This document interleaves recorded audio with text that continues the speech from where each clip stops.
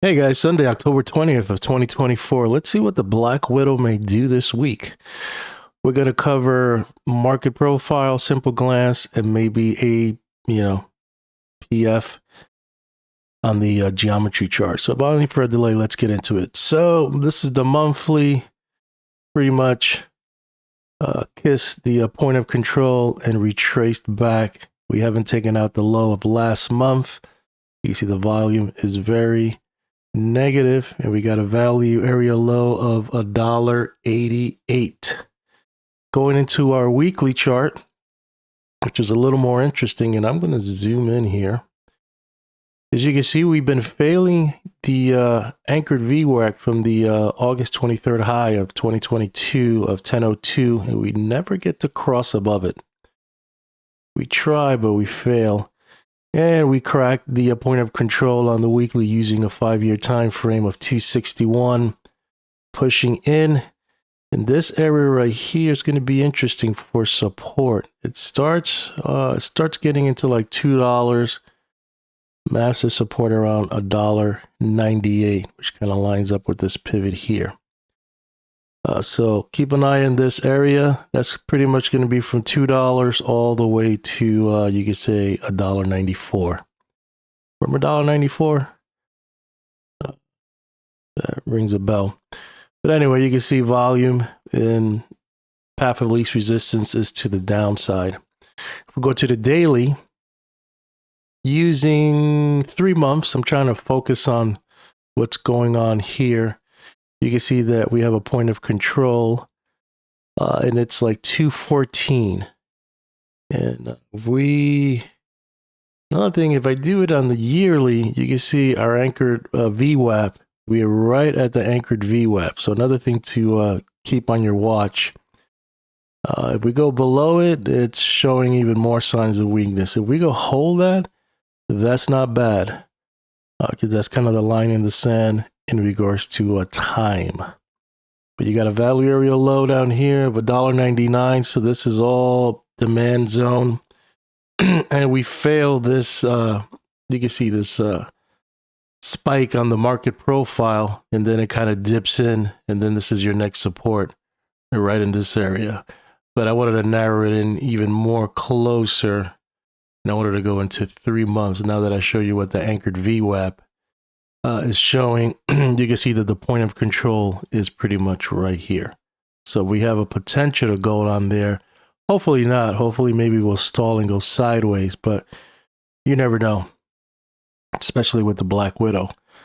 Looking at our simple glance chart, MACD is still positive. We had a PPS buy signal, but we got a nice, decent retracement pullback.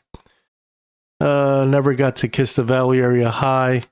Kind of chopped around the point of control, which is around 282, and then pulled back.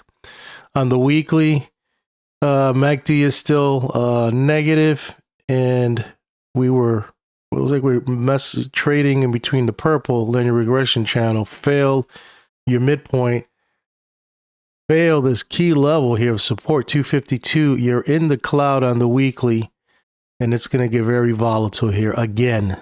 And if we come out of the cloud, this is the mid time frame, it's going to be very, very weak.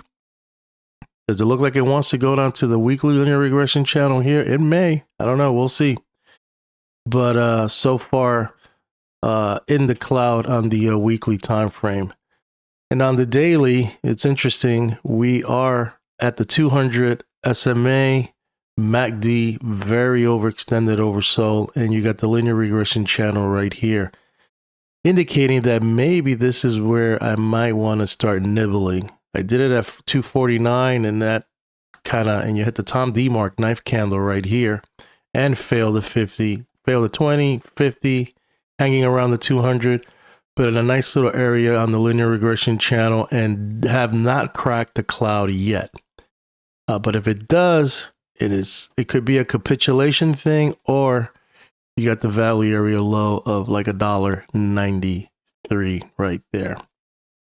But everything, sell signal, and maybe we might find support here this week.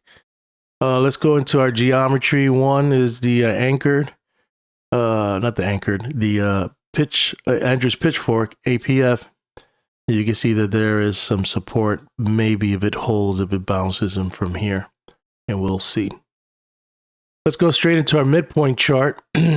So you guys have been watching my video, the one I posted first, in regards to the cycles, and I'm thinking maybe this is going to be an interesting week if it all plays out, but if not, we are in a good support using the yearly pivot, which is 253, and kind of below the moving average. But if we crack the mobile, which is 216, obviously your next support will be last year's low, which is $1.94. Now I know why $1.94 rings a bell. That was last year's low. So we're in this area right here that maybe this holds, or we go sideways here. There's a lot of, chop since we're in the weekly cloud on the Kumo cloud, or we'll somehow turn this week and retest this high and see if we could kiss the midpoint, which is 317. But the mobiles is not looking too good, and you can see the Stokes are unwinding here. On the daily chart, using the monthly pivots, we failed the midpoint. See if we could get a little closer here. We failed the midpoint, which is this one, up 252 or 251, and the 25%, which is 228. The next pivot here would be on the monthly, would be 218, and then the low of last month, which was 207. So this is another area you want to keep an eye on.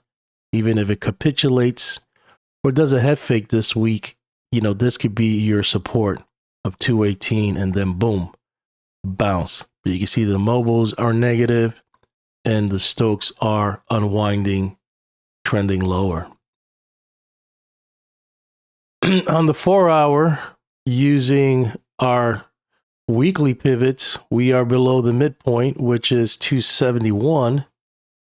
And you can see that we're very overextended. And that's 246. And we pushed even lower. What I would look at would probably be this pivot here, which is 221. We already failed 238, so 221. This is open air here.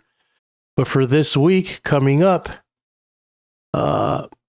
you got 215 and 205 for supports or target to the downside. If we don't turn around here in the overnight on the US, when it opens Sunday or Monday, and we continue going lower, these are targets for this week. And we need to regain this week 243 to have a high probability of maybe testing at least a high of last week, which was 262. But if we can get above 243, rest assured that we're going to be in chop fest, maybe trend a little bit lower. Mobiles don't look too good, and you can see that it's just very spiky with snapbacks, but with a bias to the downside. And lastly, the 1 hour chart using the daily pivots, you can see that we are overextended. And for Sunday, Monday only, your midpoint is 231.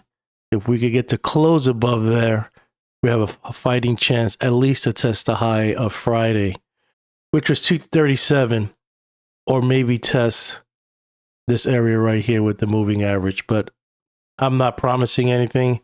They could be very quiet or, chop. I know the change of contracts are coming up. I think the 24th or the 29th. So we'll see how that's going to play out. You see mobiles are negative. Statistically, Monday is a down day.